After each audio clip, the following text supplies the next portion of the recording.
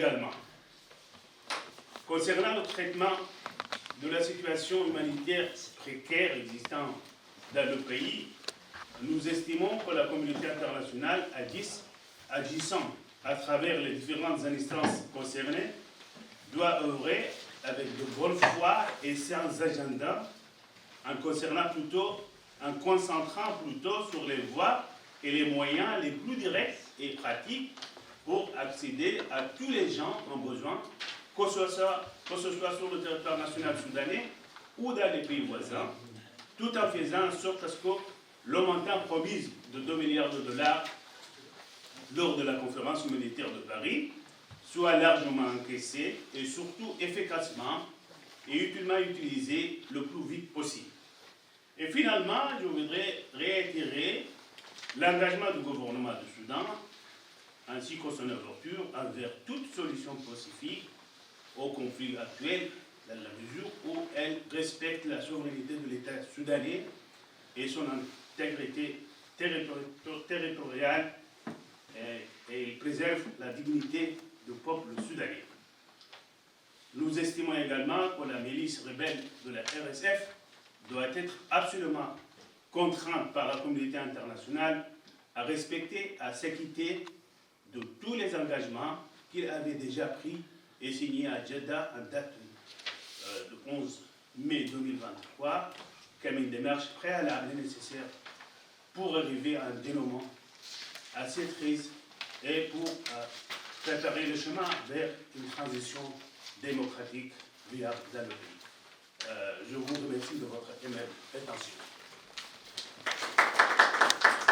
Merci, Excellence, Monsieur l'Ambassadeur, pour ce briefing. Et encore merci pour ceux qui sont arrivés, d'accepter notre invitation et sont arrivés pour assister à cette conférence de presse que nous avons signalé qu'il est important qu'il vienne dans une phase décisive de notre pays. Cette évaluation particulière dans le pays, les attaques derrière de la milice de Janjaweed. Donc, après ce briefing, vous avez la chance de poser des questions et pour que M. l'ambassadeur puisse répondre, on va prendre 2 questions et on revient encore à vous pour prendre le reste des questions. Et la deuxième partie de la conférence sera, nous avons montré la projection d'un reportage, un documentaire produit par la chaîne française ARTO en collaboration avec l'ambassade de Soudan à Paris. Vous avez la chance de poser vos questions à son Excellence, Monsieur l'ambassadeur.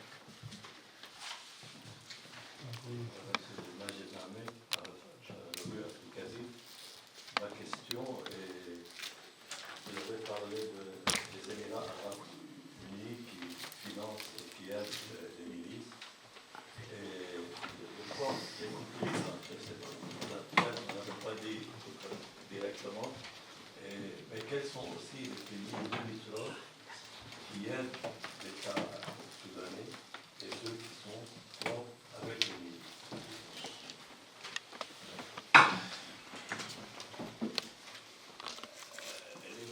On a déjà cité les Émirats en tant que sponsor principal de Janjaweed, ça c'est clair. Et le gouvernement du Soudan a déposé une plainte contre cet État auprès du Conseil de sécurité. Et quand vous avez évoqué les pays qui font quoi Qui soutiennent l'État et ceux qui sont... Mais l'État est là, c'est normal. C'est normal. Ceux qui soutiennent les milices avec les Émirats. Ah, avec les Émirats. Voilà. Bah, vous êtes journaliste, vous lisez, vous savez qui fait quoi, les avions viennent Abu Dhabi, je le dis, et on fait un escale où... Est-ce que le Tchad, vous le comptez? Bien sûr, le Tchad, l'Ouganda, le Sud-Soudan, l'Éthiopie. Oui, le Kenya. Le Kenya, oui, politiquement. Parce que Uhuru a reçu Hemeti. Il a attendu le tapis rouge en tant que président. L'Érythrée. Non. Ni l'Éthiopie. Éthiopie, oui. Oui. Érythrée, non. Il y en a beaucoup quand même. Excellence, vous ne voulez pas citer vous-même les différents pays? C'est pour, par exemple, passer au journal, parce que tout le temps, on va avoir la voix entrecoupée, pour que ce soit clair et propre, s'il vous plaît. Si vous pouvez donner la réponse d'une manière claire, propre, pour ceux qui veulent prendre l'extrait et passer au journal. Parce que là, il y a un échange entre vous tout le temps et c'est un peu difficile pour les télés. D'accord. Merci beaucoup. D'accord. Et elle a demandé, la question concerne les pays qui soutiennent la milice rebelle au Soudan, les forces de soutien rapide. On a d'abord dit les Émirats, mais il y a d'autres pays de la sous-région qui sont impliqués justement dans l'assistance de cette milice rebelle, à l'occurrence l'Éthiopie, l'Ouganda, le Sud-Soudan et notamment le Tchad, puisque les armes sont acheminées vers l'aéroport de Djaras, à l'est du Tchad, pour traverser les frontières communes avec le Soudan vers les milices djinjawides. Ça c'est clair, et c'est répandu dans la presse internationale, et même dans les rapports des Nations Unies. Ce n'est pas un secret. Si vous me permettez, Excellence, Monsieur l'Ambassadeur, pour passer la chance aux autres, pour qu'on puisse gagner le temps. Et je vous donne la chance, monsieur. Merci. J'aimerais de dire votre nom. Olivier Vallée, le Grand Continent. Merci, Monsieur l'Ambassadeur. Dans la liste que vous avez énumérée, vous n'avez pas mentionné la Libye. Oui, la Libye Est, Haftar, vous avez raison. Oui. Et il y a un autre... Ce sont des alliés de Hemeti. Il y a un autre pays dont on n'est pas sûr de la position. À côté, à travers Haftar, effectivement, il soutient les RSF, mais on dit également que la Russie aide le gouvernement légal du Soudan. Oui, le gouvernement légal, légitime, a des relations diplomatiques avec le reste du monde. Et c'est tout à fait naturel qu'il ait des relations avec et la Russie, et la France, et la Grande-Bretagne. Non, certainement, sauf que la France, on n'a pas d'éléments de preuve de son soutien au RSF. Par contre, la Russie, via la Libye et via Haftar, il y a du transfert de matériel, du transfert de compétences, du transfert d'hommes. Comment peut-on avoir comme partenaire avec des relations diplomatiques habituelles la Russie, sachant que la Russie est supposée aider les RSF? Moi, je dis que la Russie n'est pas la RSF directement. Peut-être avant, avec Wagner. Mais ça a tout changé. Et Wagner soutient toujours la RSF. Très bien. Merci, monsieur l'ambassadeur. Oui. Mais la Russie, en tant que pays, a des bonnes relations avec le gouvernement soudanais. Il a soutenu au sein du Conseil de sécurité. Et la Chine? Et la Chine aussi.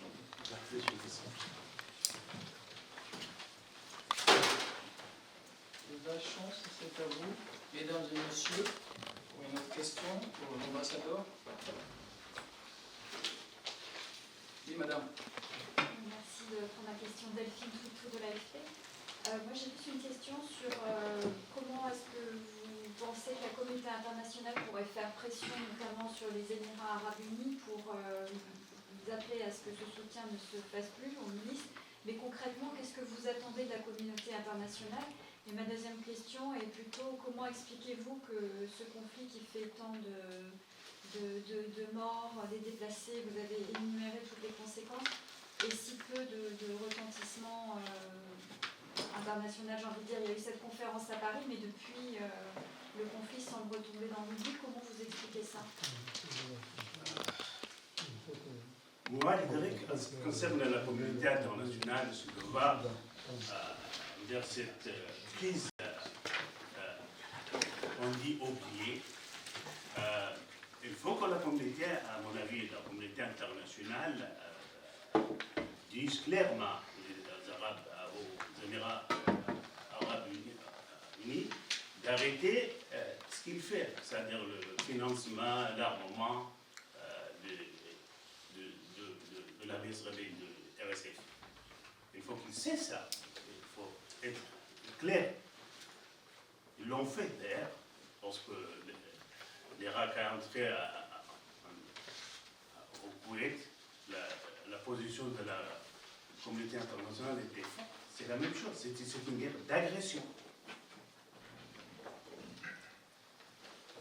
Merci.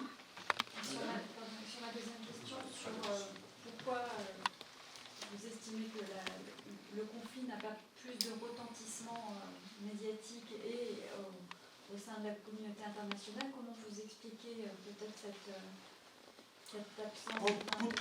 Peut-être le conflit coïncide avec d'autres conflits aussi beaucoup plus décents, en l'occurrence l'Ukraine et puis ce qui se passe actuellement le Proche-Orient, Gaza et le Liban actuellement. Et c'est pour, à mon avis, peut-être ce serait la raison pour cet oubli, si vous voulez. Oui. Merci, c'était moi. Excusez-moi. Ah d'accord, oui. C'était avant, s'il vous plaît. Bonjour Monsieur l'Ambassadeur, Yael Brahim de Radio France Internationale. J'ai deux questions également. Première question, est-ce que vous confirmez que le Soudan a demandé à la France de faire une sorte de médiation entre vous et le Tchad pour arranger la relation entre les deux pays? Deuxième question, vous venez de déposer une plainte contre le Tchad devant le Conseil africain de droits de l'homme et des populations. On sait que le Soudan est suspendu à l'Union africaine. Est-ce que dans ce cas, la plainte est recevable? Et qu'est-ce que vous espérez? Vous demandez des indemnités au Tchad? Ah oui, pour la première question, est-ce que nous avons approché la France? Ils viennent faire la médiation entre le Soudan et le Tchad? Oui, je le confirme. Je suis en contact permanent avec nos interlocuteurs français à mon niveau, au ministère des Affaires étrangères. Nous leur disons toujours d'essayer de parler aux Tchadiens, parler même aux Émirats, essayer de trouver une solution pacifique à ce problème, essayer aussi de faire un rapprochement entre le Tchad et le Soudan. Et ça, je le confirme. Pour l'autre question, oui, le Soudan a été suspendu de l'Union africaine à cause de ce qu'on appelait le coup d'État de 25 octobre 2021, alors que ce n'était pas un coup d'État militaire, parce qu'il n'y avait pas un gouvernement élu. Le véritable coup d'État, c'est là. Le véritable coup d'État, c'est ce qu'on vit. Le coup d'État échoué qui s'est transformé en une guerre globale, dévastatrice, qui menace l'existence réelle du pays, de l'État soudanais, du peuple soudanais. Mais en tout cas, cette plainte au Conseil de droits de l'homme africain, basé à Banjul, ça a été reçu et j'ai eu quelque part qu'il serait recevable. malgré le fait que le Soudan a été suspendu de l'Union africaine. Mais on va voir, et nous attendons à ce que cette instance fasse devoir envers le Soudan et fasse justice. Parce que ça ne va pas continuer comme ça. Autrement, on aura un autre Rwanda. Certainement. La différence que le Goro qui ont commis le génocide à Rwanda n'avait pas clairement des supporters ni régionaux ni internationaux. C'est ça la seule différence entre le Goro qui s'active actuellement dans notre pays. Merci pour ceux qui sont arrivés, c'est ça, monsieur. Et après, ici, Camara et Al-Mirail. Bonjour, c'est Voilà. Monsieur, on l'a oublié ou quoi? Il n'existe pas? Bonjour, c'est Liam Massé pour Libération. Comment est-ce que vous considérez l'élection de Donald Trump ce matin aux États-Unis? Washington a été l'un des parrains des négociations de Jeddah. Ils ont tenté de le relancer à Genève cet été. Ça, c'était sous l'administration Biden. Est-ce que vous pensez que l'administration Trump, pour la question soudanaise, peut être une opportunité ou au contraire vous inquiète? Spirolo, en tout cas, M. Trump a dit qu'il est venu pour mettre fin aux guerres, pas pour faire des guerres. Et, en tout cas, nous allons voir ce qu'il va faire. Est-ce que la crise au Soudan, c'est l'une de ses priorités? Je ne sais pas. Monsieur, On va voir en tout cas. monsieur, vas-y, monsieur. Je suis Jacques Moifo, JMTV+, à Paris. Nous avons l'impression, vu de l'Occident, qu'il y a plusieurs conflits sur le continent africain, celui du Soudan, du Congo, au Cameroun, au Tchad, un peu partout. Il n'y a pas un seul coin d'Afrique où il y a une véritable paix. Pourtant, sur les médias occidentaux, on n'en parle presque pas. À votre avis, est-ce que vous pensez que c'est parce que l'Afrique intéresse aussi peu les Occidentaux? Oui, ça c'est une question très pertinente, très importante, oui. Pour les Occidentaux, peut-être l'Afrique ne vient pas dans leur échelle de priorité. Ils s'intéressent plutôt à des conflits qui sont ailleurs, dans d'autres coins du monde.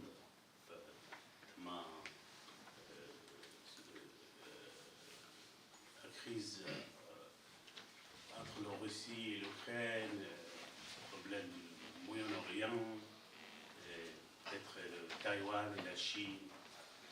C'est pour cela que l'intérêt pour l'Afrique recule par rapport aux autres points de tension dans le monde.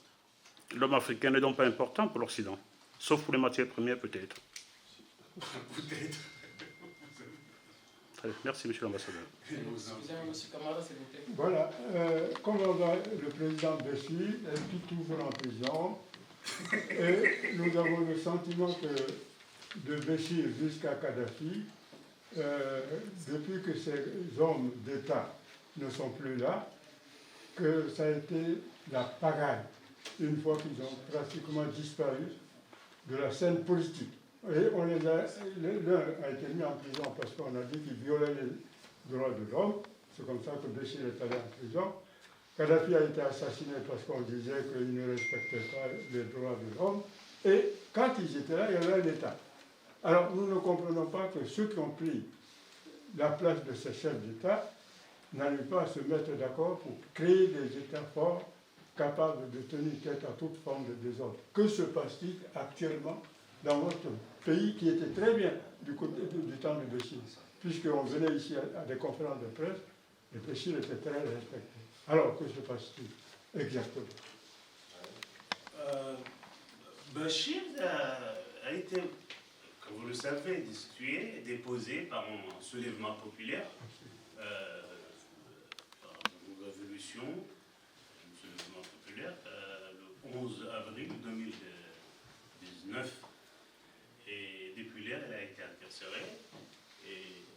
ces derniers mois, il est un peu souffrant, il est malade, hospitalisé à la ville de Meroui. D'abord à Khartoum, et puis après le déclenchement de la guerre, il a été transféré à Meroui pour se soigner là-bas. Mais je ne sais pas, vous avez évoqué la stabilité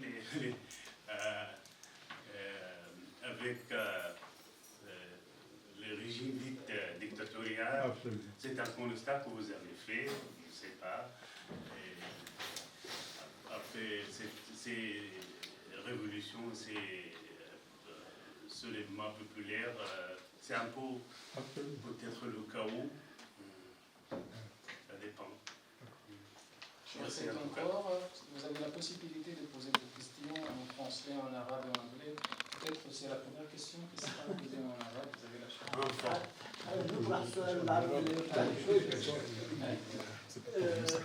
Partie de la conférence. Donc, on reste sur la deuxième partie qui sera l'exposition ou la projection à partir d'un reportage, comme nous avons dit, documentaire. Oui, on va donc donner deux dernières chances de questions, si possible. Voilà, une seule question et elle est très importante, si vous me le permettez. Donc, moi, je suis Kara Soli, donc éditorialiste à Télé Sud, et la phase militaire du conflit a montré ses limites. Donc, et les Occidentaux considèrent que les deux belligérants se battent que pour le pouvoir. Maintenant, est-ce qu'il n'est pas temps, monsieur l'ambassadeur, que les deux belligérants se mettent sur la table des négociations, et bien quitte à partager ce pouvoir si, sincèrement, ils considèrent qu'ils se battent pour le Soudan et pour les Soudanais, parce que le sang a assez coulé. Est-ce qu'il n'est pas préférable maintenant de se mettre autour de la table et de négocier le volet politique? Parce que le volet militaire a montré ses limites, parce que personne n'a pu remporter. Je vous remercie. Merci. Je crois que j'ai déjà répondu à cette question en disant que le gouvernement du Soudan est engagé et disposé à négocier, à entrer dans la phase politique, le processus politique, le processus et la transition démocratique, à condition que la milice rebelle s'acquitte de son devoir en vertu de l'accord de Jeddah, c'est-à-dire de quitter les villes, les maisons, les domiciles des individus, les hôpitaux, les locaux publics, et qu'ils se regroupent dans des camps à l'extérieur des villes, en tout cas de s'inquiéter, de mettre en œuvre tout ce qu'ils avaient signé en vertu de cet accord de Jeddah. Ça, c'est clair. Autrement, c'est ça. Donc, c'est les conditions pour la négociation.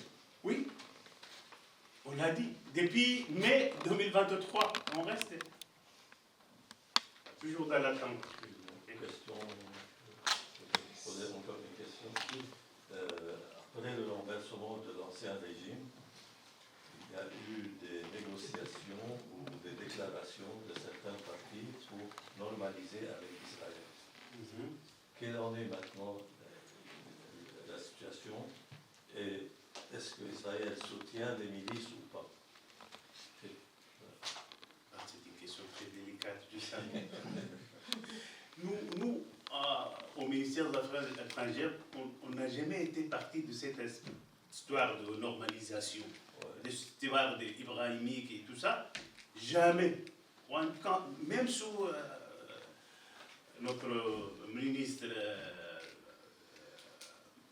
Mariam El-Mahdi, avant la guerre et avant le soi-disant coup d'État du 25 octobre 2021, le ministère des Affaires étrangères n'a jamais été, c'était uniquement au niveau de la rencontre de Entebbe entre le président et le tenant.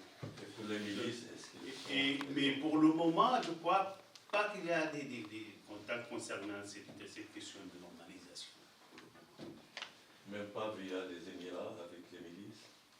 Non, Donc, je ne sais pas. Oui, madame? Oui, Constance Berg, pour Africa Intelligence, ça poursuit la question qui a été posée sur les négociations et le processus de Jeddah. Je me demandais si l'armée régulière attendait des victoires significatives du côté militaire à Khartoum ou dans d'autres États du Soudan pour revenir aussi à la table des négociations. Est-ce que l'armée nationale attire victoire contre la milice de... Oui, oui. Oui, oui. Vous pouvez, madame, répéter votre question, s'il vous plaît?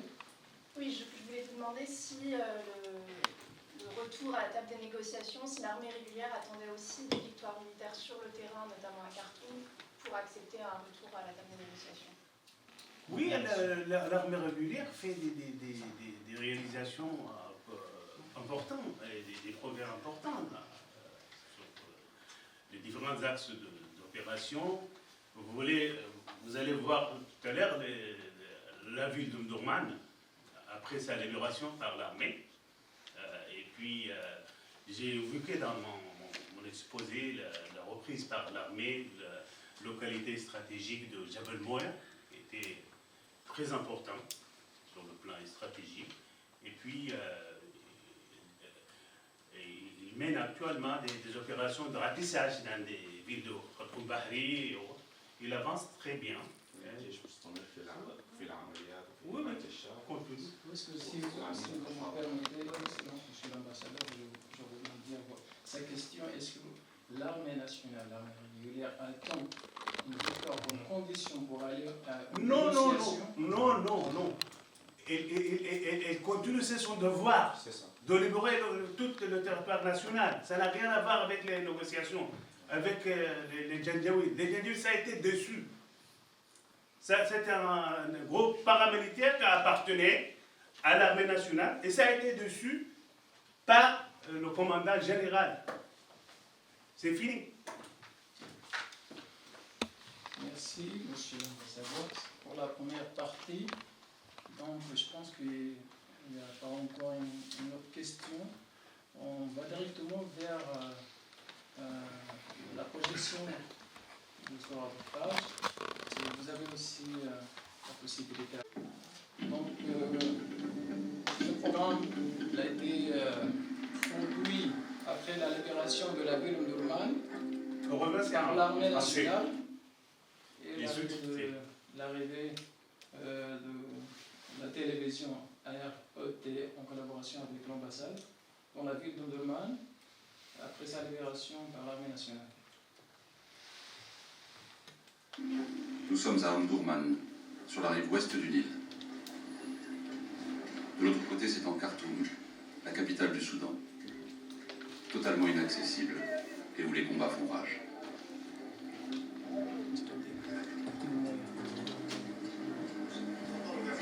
Comment ça va? Ça va bien, grâce à Dieu. Il y a eu une explosion dans notre maison. 2 roquettes sont tombées à l'intérieur, comme vous pouvez le voir. Awad est électricien. Quelques mois auparavant, il a fui les combats avec sa famille pour se réfugier au sud du pays. À son retour à Omdurman, il a découvert sa maison en ruine. Elle a une véranda et une chambre. Ici, la cuisine et derrière, la salle de bain. Tout le toit s'est effondré. Et ça, c'est la terre du fond. C'est une pièce ancienne en terre. Elle s'est effondrée.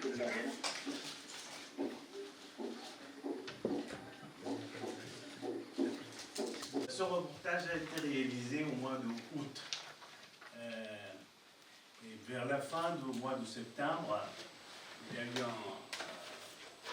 un changement global dans la situation des opérations militaires, puisque l'armée a traversé tous les ponts qui relient Omdurman avec Khartoum et avec Khartoum Nord, Khartoum Bahri.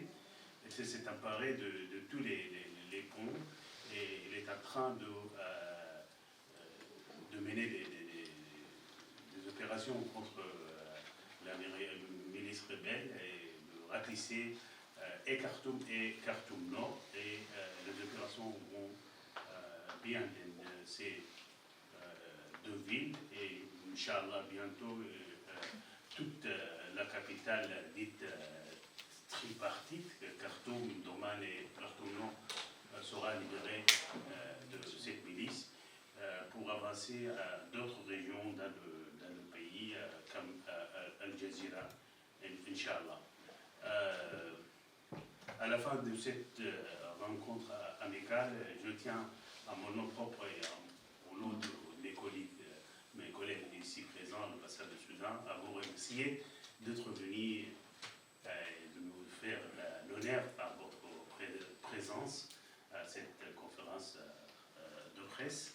Et nous allons bien sûr continuer ce rapport, ces relations avec vous, et nous comptons absolument sur vous afin que vous puissiez être notre porte-parole à l'opinion publique française et encore mondiale pour faire le point sur la vérité et la réalité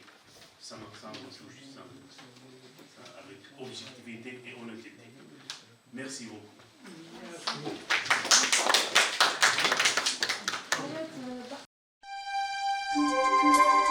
Merci.